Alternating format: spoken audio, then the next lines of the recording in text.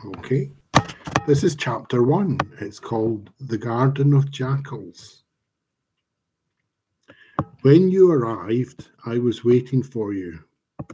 How angry you were there in the Garden of Jackals. You were surprised to see me. Why? Did you not think I would be here?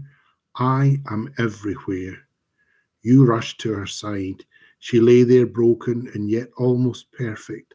Her long dark hair covered her face, her robe spread out and covering her limbs. It's too late, you said. I'm too late, as if it could have been otherwise. I said nothing while you cried and moved in to touch her. It seemed as if you were afraid to see her body. I do not blame you. I have seen it. I have seen everything. You steel your nerve and brush her hair back. It is not pretty. Her skull has been smashed in the fall. You shrink back. Do not blame yourself. What do you think you would find?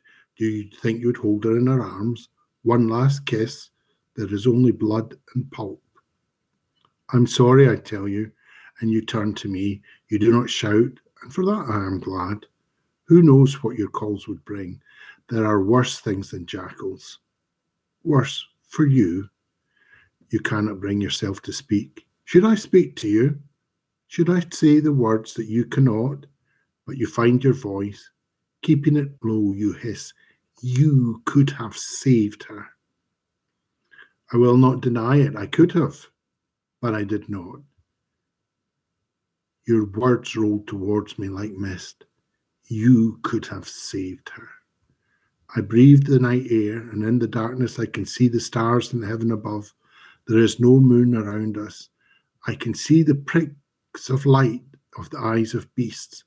I cannot leave her here, you say. Now you touch her robes. I cannot let the jackals take her. You are angry, but you are right. She is your daughter, after all. I can do this for her at least. You have brought a mat. You lay it down beside her and roll her gently onto the cloth. Now her hair has fallen back. You wrap the cloth over her so that you can no longer see. I listen to your sobs. I know how much you loved her.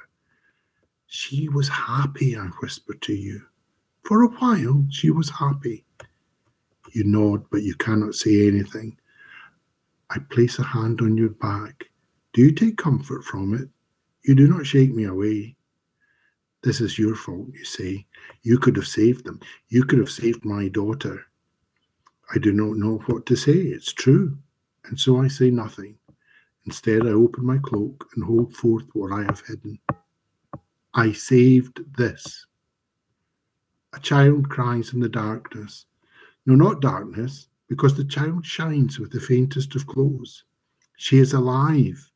You turn and stare. Your eyes are wide. How? I do not say how. That is not what you want to know. She is your granddaughter. She is alive. What will you do with her? This is a test. Will you pass it? I can see the shadow of your thoughts flicker behind your eyes. What will you choose? How is this possible, you say again.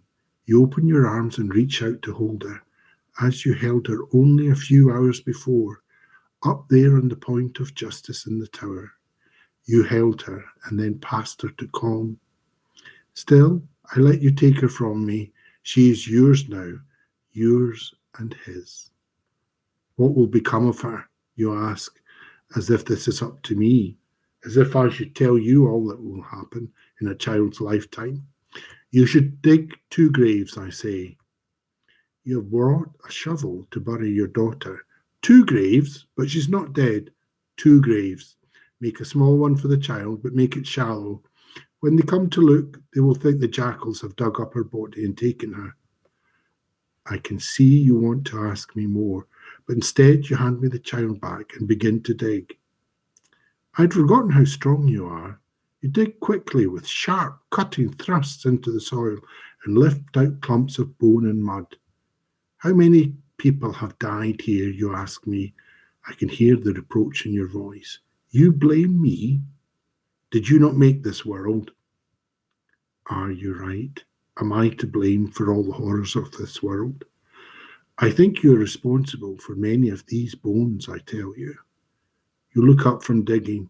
Did you not make me and Vatu? You think to blame me for all this? How cowardly. I have made many things.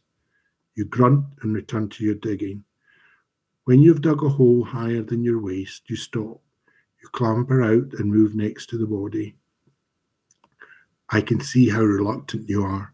It is too late now to change things. She is dead.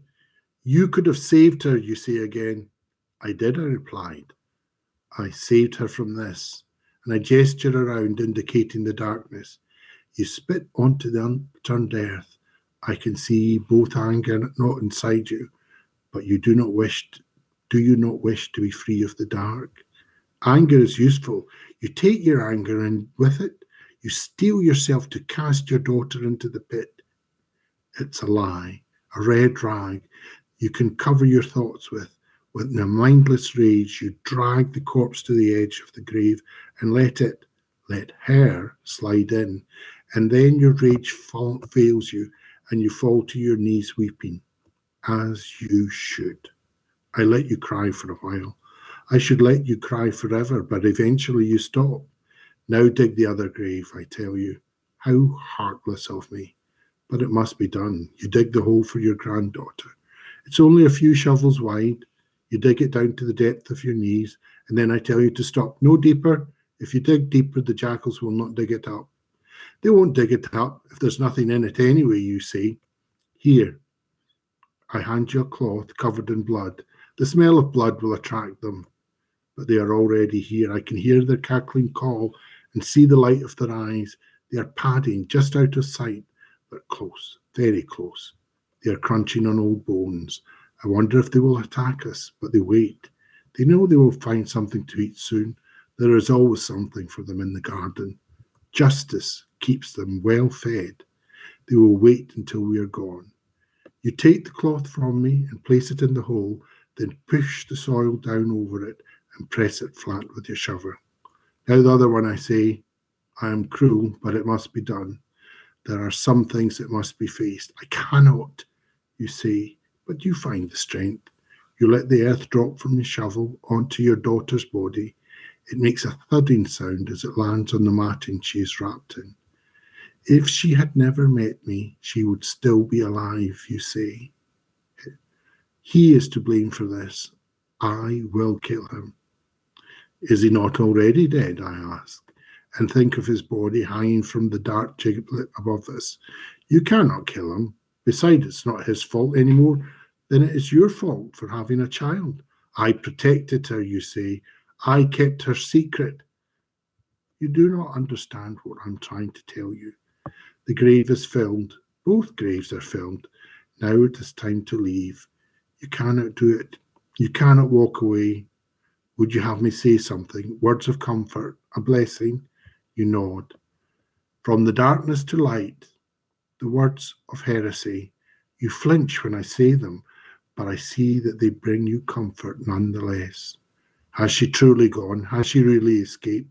Yes, that is my promise. You look, and I know what you wish to ask. Not yet, I tell you, but soon.